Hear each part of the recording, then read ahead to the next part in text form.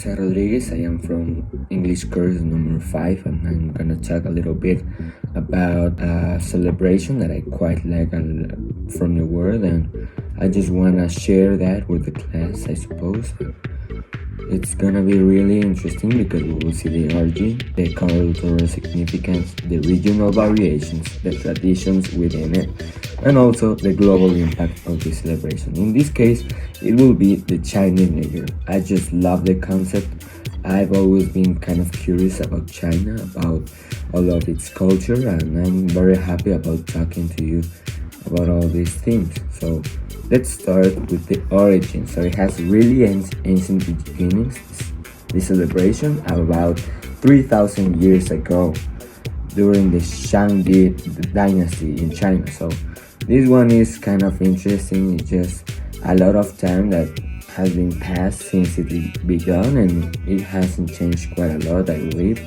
And I think it's a beautiful celebration. And the original purpose is going to be quite like the normal, like the Occidental New Year. It could be like honor deities and ancestors at the end of winter.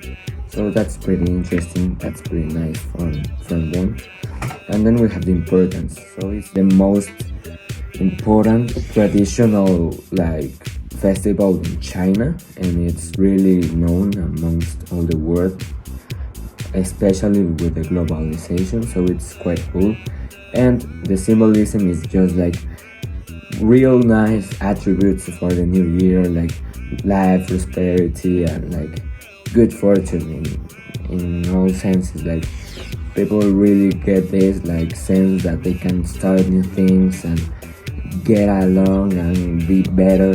So that's real nice about it, and it has a family focus, which is something that I appreciate a lot because I myself know that family is very important.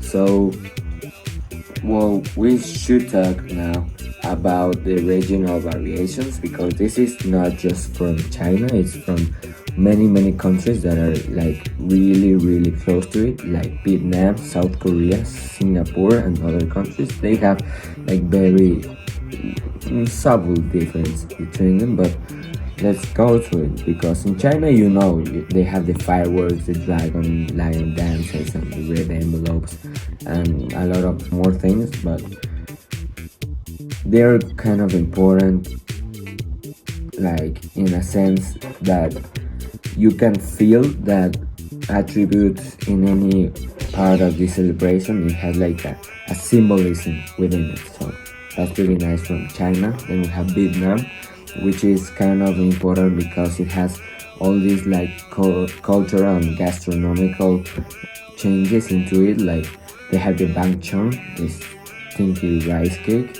That's really interesting. And in Korea, it's kind of different too, because they have like these traditional games, and it's also family friendly and stuff. And they are wearing like traditional clothing too. And Singapore and Malaysia, which are kind of close too, they have street parade performances and Chinese parade, which is kind of interesting. I will get into it later. Now let's get into the traditions within it, the little things that people do when they are in the Chinese New Year, which is, first of all, we know it was about family and stuff, so now we will remember that because they have family dinners, red decorations within all the home, the lion and dragon dances, which people come together to see like a family, and the red envelopes, which is like giving your money to children and unmarried adults for good luck. So that's really nice, like that's Santa Claus for them, and I like it. And we have at last a global impact.